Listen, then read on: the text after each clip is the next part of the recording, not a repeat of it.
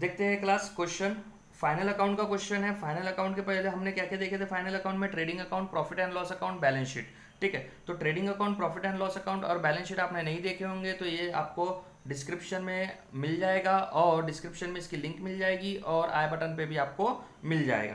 तो देखते हैं, ज़्यादा टाइम ना लेते हुए चालू करते हैं। From the following trial balance of mister Jaydev prepare trading account, profit and loss account year ended 31 March 2017 and balance sheet on that date. तो बैलेंस शीट भी मुझे उस डेट की बनाना है। डेबिट साइड दिया है, क्रेडिट साइड दिया है। डेबिट साइड के आइटम जाएंगे कहाँ पर? डेबिट साइड में और असेट साइड में। क्रेडिट साइड के आइटम जाएंगे क्रेडिट साइड में और लायबिलिटी साइड में। ठीक है, एडजस्टमेंट देख लेते हैं। एडजस्टमेंट गिवन है क्लोजिंग स्टॉक वैल्यू 22,600। इसकी फर्स्ट एंट्री जाएगी हमारी क्लोजिंग स्टॉक की ट्रेडिंग अकाउंट की क्रेडिट साइड में, और सेकेंड एंट्री जाएगी असेट साइड में जो कि बैलेंस शीट में होती है। फर्नीचर ये मेरा क्या है? असेट है। Furniture purchase on 1 October 2016 of ₹10,000। 10,000 का फर्नीचर परचेज किया हुआ है। कब? 1 अक्टूबर 2016 को। Wrongly include in purchase, purchase में उसको गलती से ऐड कर दिया तो परचेज में से करूंगा माइनस और फर्नीचर में कर दूंगा ऐड। ठीक है, depreciation land and building 10%, plant and machinery 10%, furniture पे 20%। तो इन पे मैं डेप्रिसिएशन लगा लूंगा। इसके दो इफेक्ट देख लेंगे जब करेंगे। Provide 5% RDD on sundry debtors, तो डेटर्स पे भी एडजस्टमेंट, जिस पे एडजस्टमेंट है उसको टिक कर लूंगा मैं। डेप्रिसिएशन फर्नीचर पे मेरी दो एडजस्टमेंट है तो दो बार टिक कर लिया। बिल्डिंग पर है, मशीनरी पर है, डेटर्स पर है। ठीक है, तो इन चारों पर मेरी क्या है? एडजस्टमेंट है। तो स्टार्ट करते हैं। तो मैंने इसका फॉर्मेट बना के रखा है, trading account, profit and loss account and balance sheet का।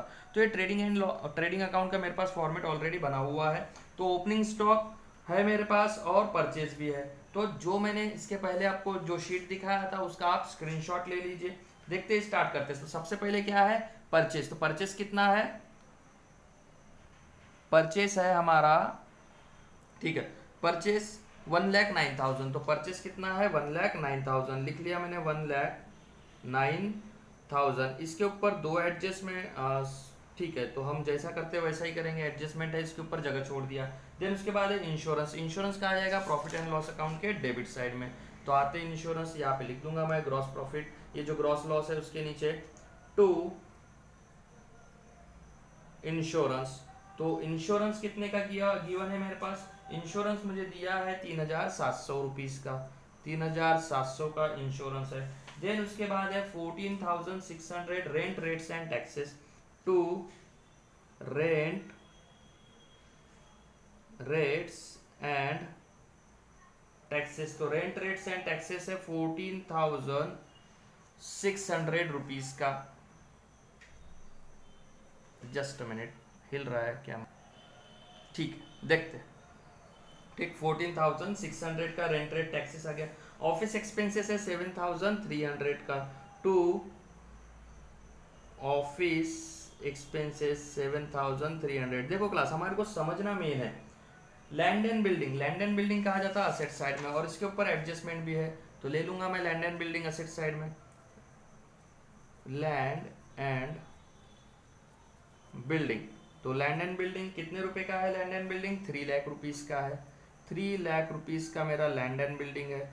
इसमें से मैं माइनस कर दूंगा डेप्रिसिएशन, कितना परसेंट है? @10%। ठीक है, तो जब लगा लूंगा तब माइनस कर दूंगा। देन उसके बाद क्या है? Plant and machinery.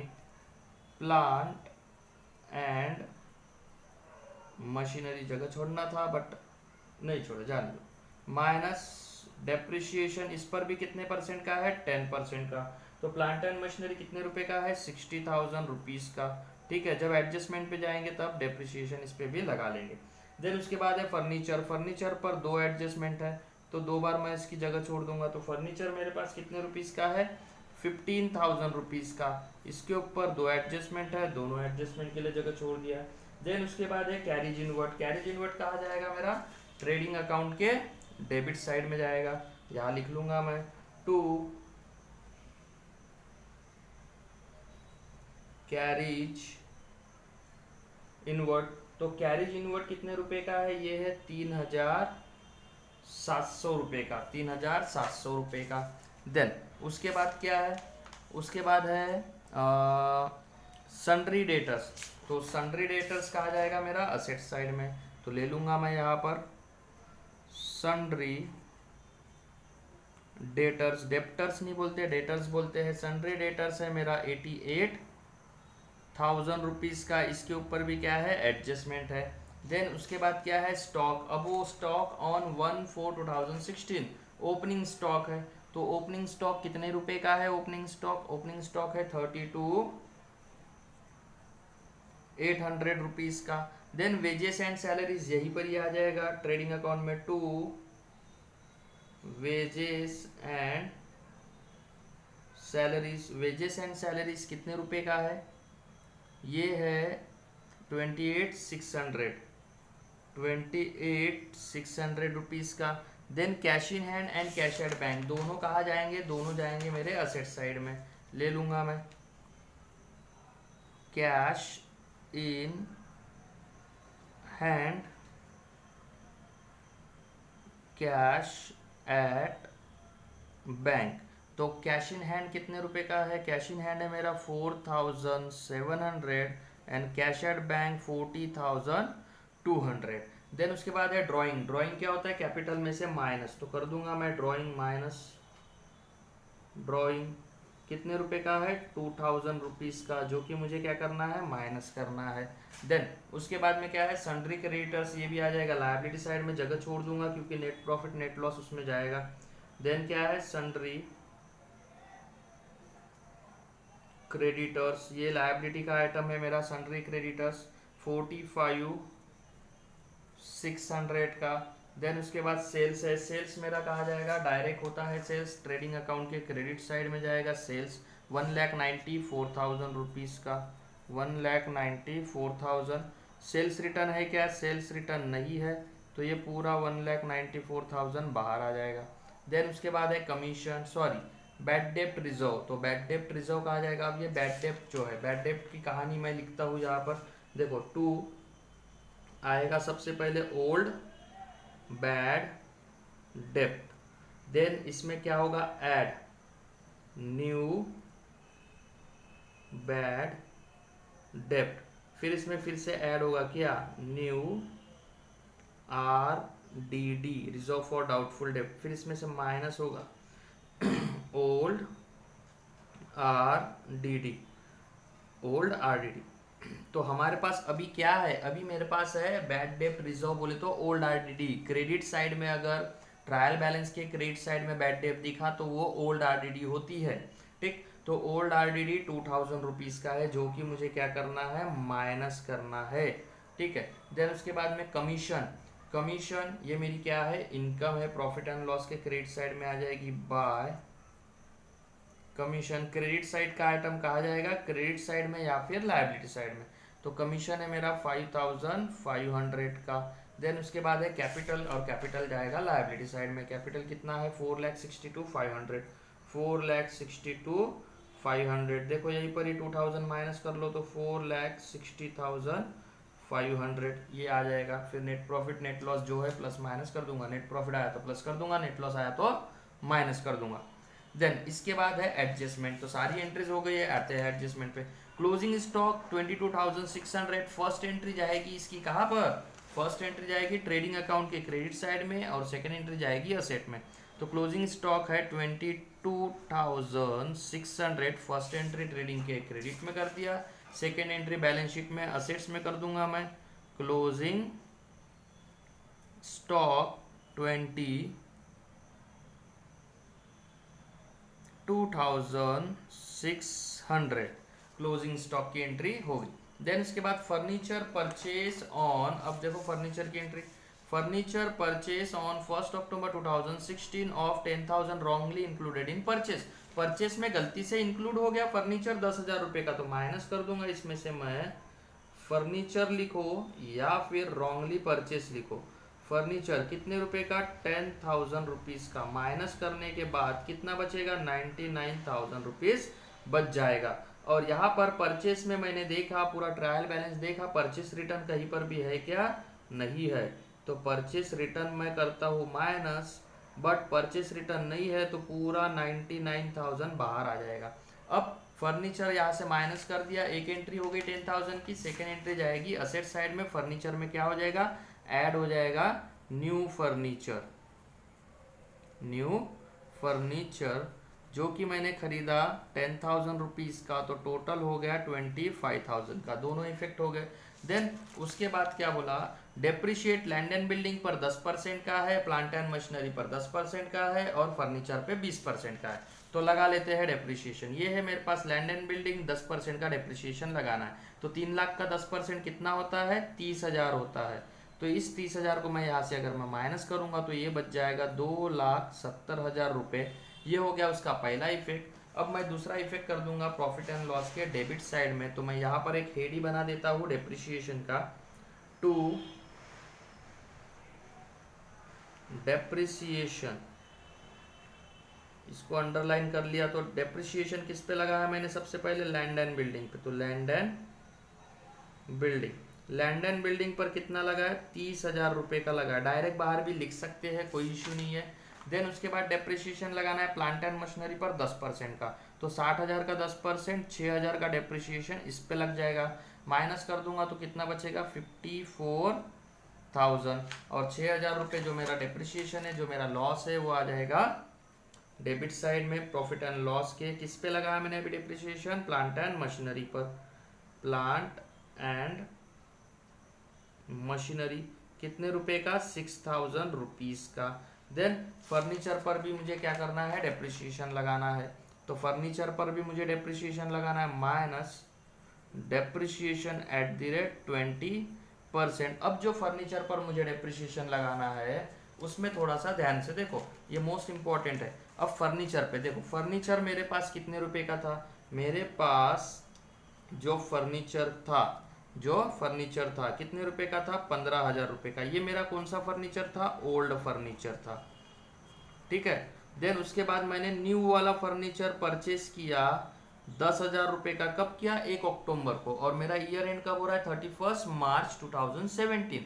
1 अक्टूबर को परचेस किया। मेरा ईयर चालू कब से हुआ होगा, ईयर चालू हुआ मेरा 1 अप्रैल 2016 टू 31 मार्च 2017। तो अप्रैल को खरीदा क्या, नहीं अक्टूबर को खरीदा, मतलब 6 महीने के बाद खरीदा। तो मैं डेप्रिसिएशन भी कब लगाऊंगा, 6 महीने तक मेरे पास मशीन है, अभी वो 31 तारीख तक 6 महीने होता है, तो मैं डेप्रिसिएशन भी 6 महीने का लगाऊंगा। तो 15,000 ये मेरा ओल्ड है, पुराना है, तो इसके ऊपर मैं पूरा 20% लगा लूंगा। 15,000 का 20% होता है 3,000। और 10,000 के डेप्रिसिएशन 20% होता है इसका कितना, 2,000। बट 2,000 लगाऊंगे कि 2,000 ये 12 महीने का है, तो 6 महीने के लिए कितना, 6 डिवाइडेड बाय 12, ठीक। तो 2,000 इंटू 6 कर दूंगा तो कितना होता है, 12। 12 डिवाइडेड बाय 12 कर दूंगा तो 1। तो 1,000 रुपये ये होता है। तो टोटल डेप्रिसिएशन होता है फर्नीचर पर 4,000 रुपये का। तो टोटल डेप्रिसिएशन कितना होता है फर्नीचर पर, 4,000 रुपये का। तो 4,000 रुपये मैं इसमें से कर दूंगा माइनस, तो बचेगा कितना, 21,000 रुपये। ये 4,000 रुपये का मैं डेप्रिसिएशन जो है, डेप्रिसिएशन मेरा लॉस है, तो लॉस की एंट्री कर दूंगा मैं, डेप्रिसिएशन ऑन फर्नीचर। तो फर्नीचर पर मैं डेप्रिसिएशन लगा लूंगा 4,000 रुपये का। तो टोटल डेप्रिसिएशन मेरा कितना हो रहा है, 40,000 रुपये का टोटल डेप्रिसिएशन हो रहा है, ठीक। ये भी एंट्री हो गई। देन इसके बाद एक लास्ट एडजस्टमेंट है क्या, provide 5% RDD on sundry debtors. तो सन्ड्री डेटर्स पर 5% का आरडीडी लगाना है, लगा लूंगा मैं। सन्ड्री डेटर्स कहाँ है, मेरे असेट साइड में पड़ा हुआ है, असेट साइड में सन्ड्री डेटर्स है। इसमें मैं माइनस कर दूंगा reserve for doubtful debt, new RDD है ये, एट द रेट 5%। तो 88,000 का 10% होता है कितना, 8,800। तो 5% कितना, 4,400। 4,400 इसमें से मैं कर दूंगा माइनस। तो 88,000 में से 4,400 अगर मैं माइनस करता हूँ, 88,000 माइनस 4,400, तो 83,600 बचेगा। 83,600 बचेगा। अब ये भी क्या है मेरा, रिजर्व फॉर डाउटफुल डेट, ये मेरा क्या है, एक्सपेंसेस है, लॉस है, तो लॉस बुक कर लूंगा मैं। New RDD 4,400, old bad debt नहीं है, न्यू बैड डेट नहीं है, तो 4,400 टोटल इधर आ जाएगी। उसमें से 2,000 माइनस करूंगा तो 2,400 बचेगा, 2,400 बचेगा।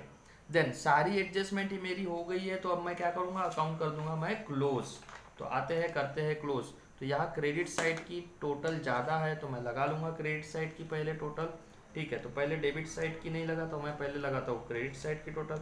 1,94,000 प्लस 22,600, ये हो गया 2,16,600।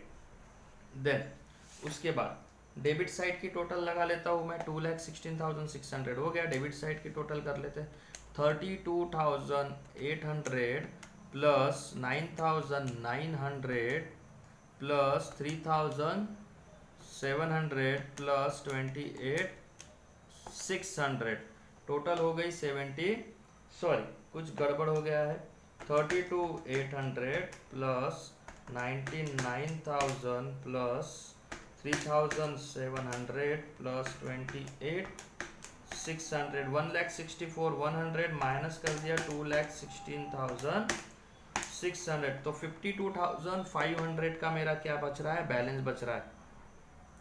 52,500 का मेरा बैलेंस बच रहा है। टोटल लिख देता हूँ मैं 2,16,600। इस बैलेंस को मैं नाम दूंगा ग्रॉस प्रॉफिट, और ये क्या हो जाएगा, transfer to profit and loss account. अब ये डेबिट में है, जब ट्रांसफर करूंगा तो क्रेडिट में आ जाएगा। देखो ग्रॉस प्रॉफिट क्रेडिट में है 52,500।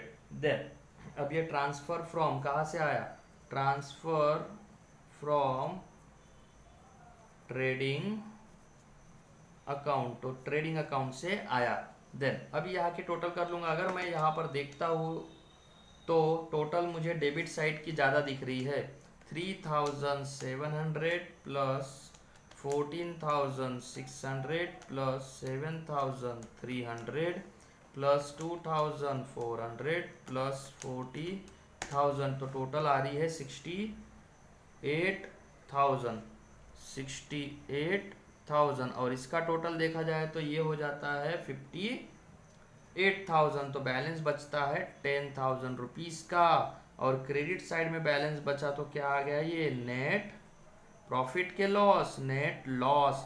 और ये मैं ट्रांसफर कर दूंगा कहाँ पर, लायबिलिटी साइड में, कैपिटल में ऐड कर दूंगा, कैपिटल में माइनस कर दूंगा। प्रॉफिट होता तो ऐड करता, लॉस है तो माइनस कर दूंगा 10,000 रुपीज़ का लॉस। तो ये मेरे पास कैपिटल है, कैपिटल में से मैं माइनस कर दूंगा नेट लॉस। प्रॉफिट होता तो प्लस करता, बट प्रॉफिट नहीं है, 10,000 का माइनस कर दिया, तो ये बच जाएगा अभी 60,000 की जगह 50,000, तो 4,50,500। अब मैं ऐड कर दूंगा 4,50,500 प्लस 45,600, टोटल होता है 4,96,100, 4,96,100। यहाँ की टोटल हमने चेक नहीं की है, एसेट साइड की कर लेते हैं चेक।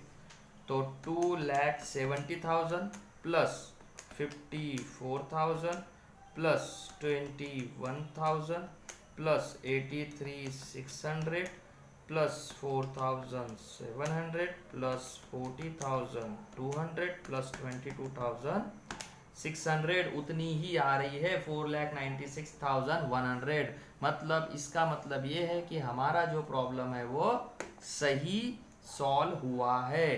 ठीक, तो ऐसे ही वीडियो देखने के लिए, मोर वीडियोस देखने के लिए इस चैनल को सब्सक्राइब कीजिए, वीडियो को लाइक कीजिए, सब्सक्राइब कीजिए। ठीक है, थैंक यू क्लास।